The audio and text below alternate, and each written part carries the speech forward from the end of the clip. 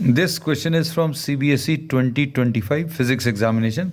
The statement of the problem says the electric field at a point in a region is given by electric field की value दी हुई है and this is given equal to alpha into r vector divided by r vector का magnitude का cube of the magnitude of vector r, where alpha is a constant and r is the distance of the point from the origin.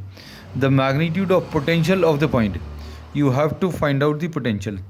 So we are now trying to write down this in scalar terms.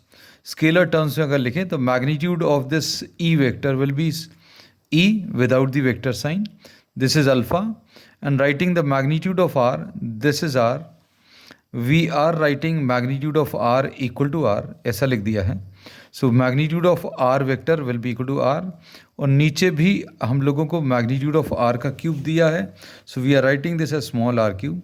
So this will be equal to alpha, एक r cancel होगा into 1 upon r square. So E will be equal to alpha divided by r square. So we have written down electric field in terms of scalar.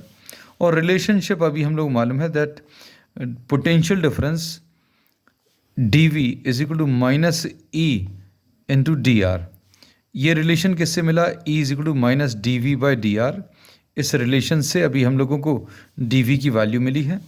Substituting the values dV will be equal to minus E की value कितनी है? Alpha upon R square into D R. Integrating both the sides, integration of dV will be equal to minus alpha integration of r square नीचे लिखा हुआ है. We are transferring this to the numerator r to the power of minus 2 dr. इसको अगर simplify करें, integration of dV will be v, minus alpha is written as it is. इसका integration r to the power of minus 2 plus 1 upon minus 2 plus 1.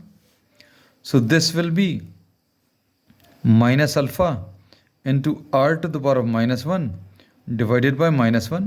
v की value, ये minus और minus मिलकर plus आ जाएगा alpha, और ये r to the power of minus 1 को we are writing this in the denominator. So v will be equal to alpha divided by r, and this is given in option A. So option A is the correct answer.